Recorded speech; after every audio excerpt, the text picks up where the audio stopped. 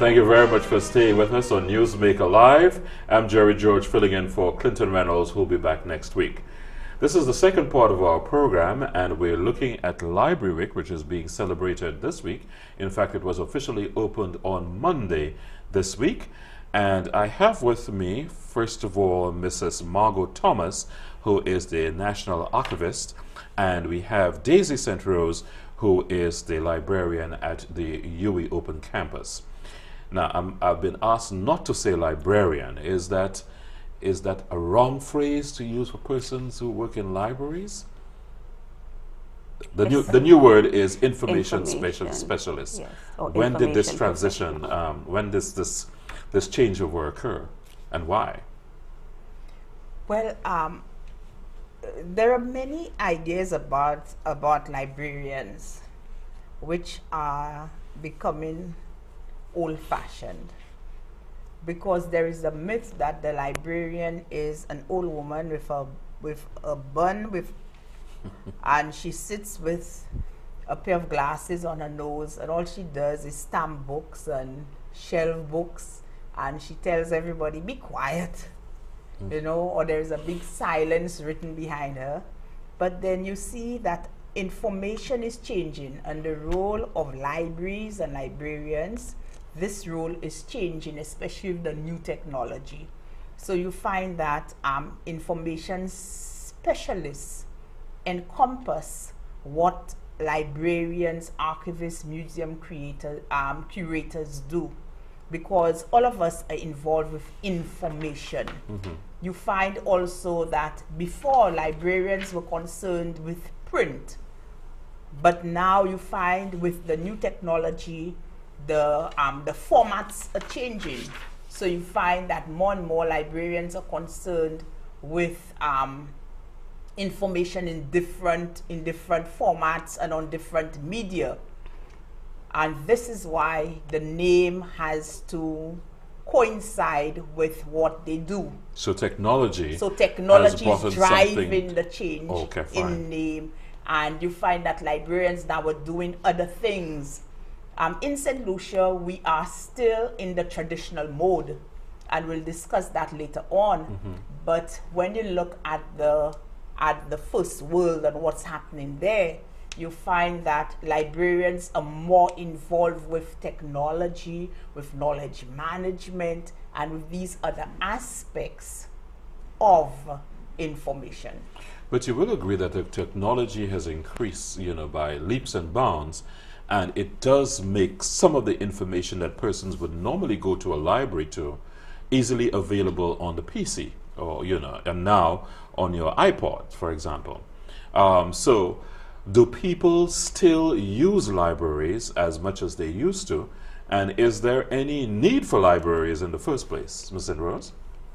Well, while the internet has made information more easily available or more widely available, libraries and librarians are important to show people or to train people in how to access this information, the relevant information that they need.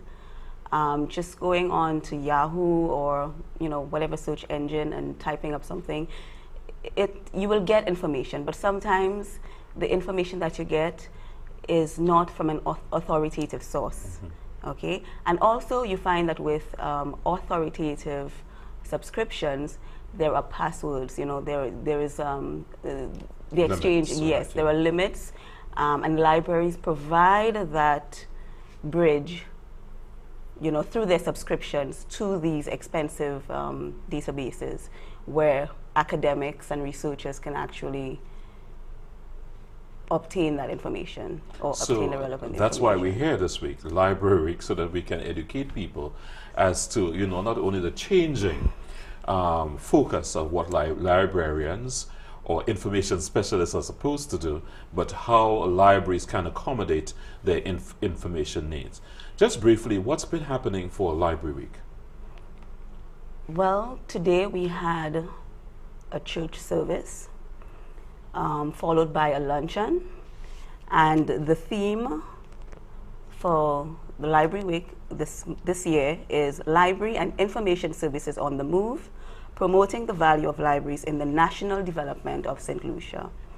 At the luncheon, we had a number of, I think 3 persons were actually recognized. They received long-standing awards, and these persons were Mr. Robert Lee, Miss Nola Williams, and Mrs. Vanessa Moses Felix. Well, congratulations. I know all of them.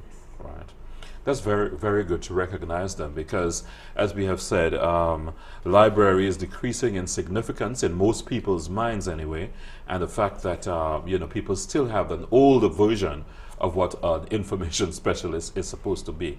But let's look at our libraries in St. Lucia. Now, I think people who know me know that I like the library, and I spend some time there, as much time as I possibly can. And I have had an occasion to sort of talk about the dilapidated conditions in which some of our librarians are, and which makes the work of the librarians even more less appealing.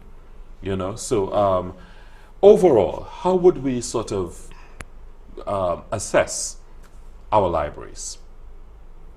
Okay, I would just like to backtrack a little, if you don't mind, Jerry. Yeah. Because you were asking about the relevance Right. of libraries and librarians. Now, first of all, there are different types of libraries, and we have to put that in context.